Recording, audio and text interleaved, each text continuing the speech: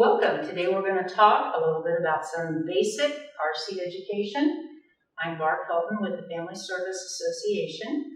We do have a fitting station at our agency, and we want to thank the Automotive Passenger Safety Program who provided some of this education, the National Highway Transportation Association, and the Indiana Criminal Justice Institute, which gives us some of the grant money for the car seats we provide.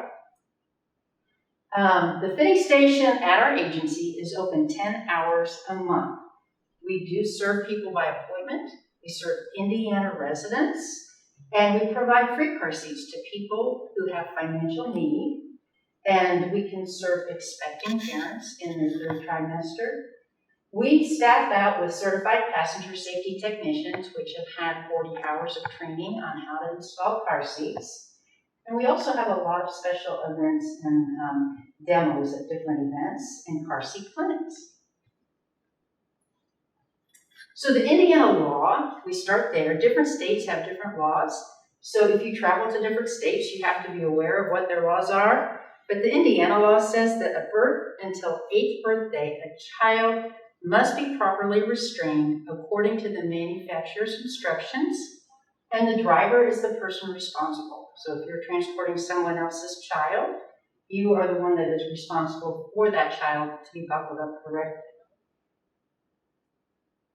From 8th birthday until 16 years old, they must be in a child restraint or a seatbelt.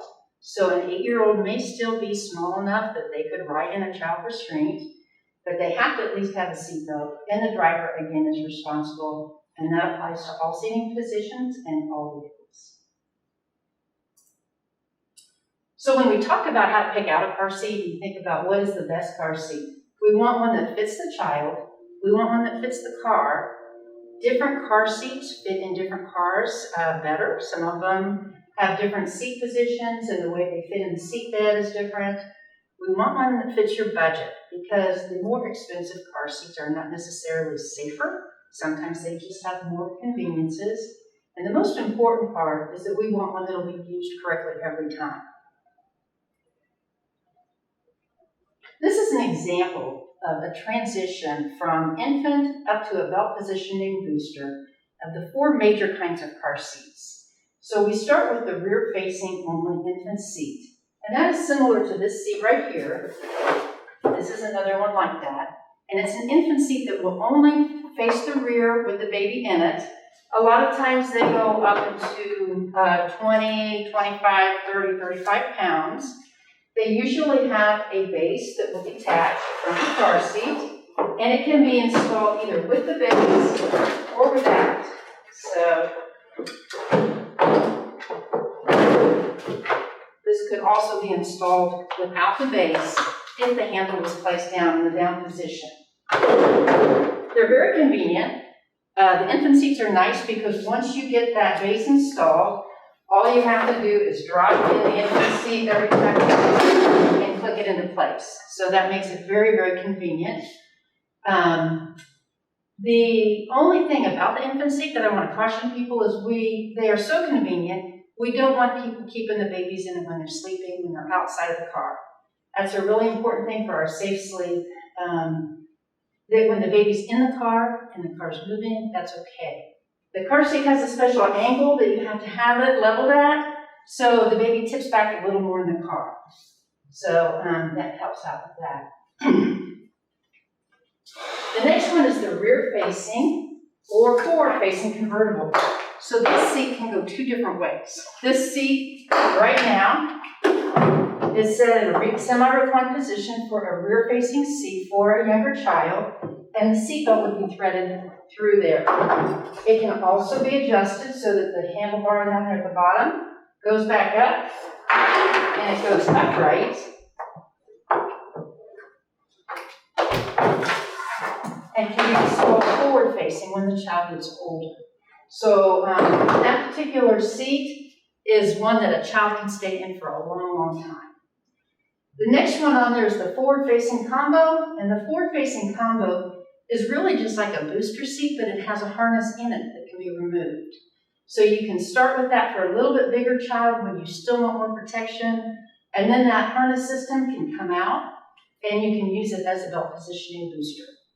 And then the last one is the belt positioning booster, and the belt positioning booster really doesn't provide any extra protection for the child. It just makes the seatbelt fit better. So that is a little bit about the four and how we transition. As we said, the rear facing only, starting with the first one. This one has a semi-reclined position. You can use it with or without the base. One thing to remember about this is they have handles, and different car seats allow you to use these handles in different positions for traveling. Not all of them are the same, and so you have to look in your manual and find out which is acceptable. This particular car seat could be used in position 1. There's 2, 3, and 1 and 4, okay, for driving with this one, for traveling, not 5, it's more like a stand. So you have to look at that manual and see which one you can use. You never want to put a rear-facing car seat in front of an airbag. So this is just an example of what might happen if you put that rear-facing car seat in front of an airbag, and this is showing you how that impact will just crush that seat. Generally, your airbags are in the front seat like that. We always want to put these car seats in the rear, in the second row or back, so you're not usually going to have it in the front seat, but that's just showing how dangerous that could be if someone did put it in the wrong place. The next one that we talked about, the convertibles, they have 2 different belt paths, so you have to be aware of that. And one of the things I like to point out on the convertibles is that there's a real gray area on the rear-facing to the forward-facing. So we try to encourage people, keep those kids rear-facing longer. And just for instance, on this one, this particular convertible, you can be rear-facing from 5 to 40 pounds. You can be forward-facing from 22 to 65 pounds. So that area between 22 and 40 pounds is parents' choice, as long as they fit in the seat correctly. And there's really a lot more damage that can be done to the head and the neck once you turn them around forward-facing. So I'm going to show you.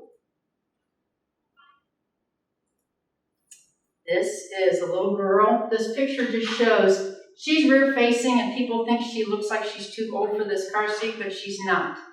And it shows how her feet are up against the seat. As long as she's within the height and weight for the car seat, that's okay. This is a rear-facing sled test, and it's going to show you the impact. This child is in the car seat. It's a demo at one of the facilities that manufactures the car seat. You can see the feet. It's just sticking out a little bit, and a little bit of the white head on the mannequin that's in this seat. And I'd like you to watch and see the impact from a rear-facing crash. Watch the head. Now you can't see any of the head. A little bit of that white there at the top.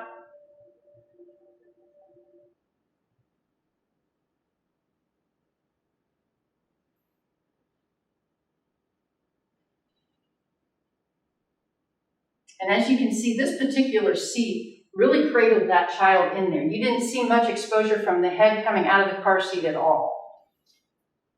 Now I'm going to show you the same impact. This is the same size child in the same car seat, forward facing, same impact. I want you to watch the difference in the head and the neck. Oh, go back one here.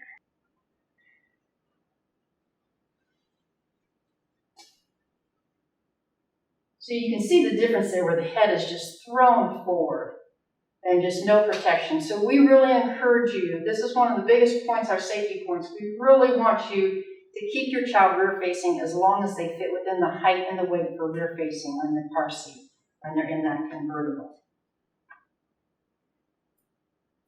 On the forward-facing combo, you have those, you're going to have your straps at the shoulder level or above. When you have the rear-facing ones, they're going to be at or below. So this is a little different. You have it at or above, and we want those tight enough that if you try to pinch that strap, you can't pinch loose webbing on the strap, the harness strap that goes around the shoulders. The retainer clip is at the chest level, and the crotch strap is supposed to come straight up, not from underneath the body. With all of these car seats so far, the seatbelt will be locked so that it's in a pre-crash position. And as we move on to the booster without the harness, then we would not lock it. So here's the final one, the booster, the belt positioning booster. And again, this is just to make that seatbelt fit the child better. If there's a headrest on the seat, they can use a booster without the back to it. If there's not a headrest on the seat, they have to have the back on that booster. You have to have a lap and a shoulder belt to use it. You can never just use it with a lap belt, or it could just be a projectile to throw that child forward. And you do not lock the seatbelt on this one. And this is just this shows a good way this one fits over the shoulder without that seatbelt coming up to the neck. And you can see her feet don't touch the floor, so that's another reason, this little girl is fitting in there pretty well. Here are the 5 most common mistakes that we find a lot with the car seats. They don't have the correct seat for the correct height and weight. If you outgrow one, either the height or the weight, they're too big for it. So that is one. The right place. We want them in the right place in the car. So they could be middle back is safest. We recommend other back seats as well, but we don't want children in the front until they're over 13. The right direction, and that again is our rear facing longer. And then the inch test means once that car seat is installed with a locked seatbelt, for like our infant base or a convertible, if you tug at that car seat right where the belt path is, we don't want it to move an inch. We want it to be tighter than that. Less than an inch, and hopefully it won't move at all. That doesn't mean when you install this one as a rear facing, it doesn't mean grab up here, it means grab where the belt path is. Sometimes you still have a little bit of movement on the loose side. The pinch test is the webbing, and that is if you pinch up here on the webbing, we don't want you to pinch loose webbing. Usually they tend to have more problems with the webbing being too loose more than anything else. And just a couple other considerations to keep in mind. We don't want bulky coats underneath the car seat. Harness, we want that child in there. Buckle them up and you can set that car seat over, the coat and jacket over them. Cozy covers are those things that go over the infant seats. The manufacturers have asked that you don't use them while you're driving. Once you stop, you could put them on to take the child in the store, but they could interfere with the safety and the way that the car seat functions. When you strap the child in, you have an option of using lower anchors or seat belts. Almost all of the car seats say don't use both, pick one or the other. There are some weight restrictions for the lower anchors.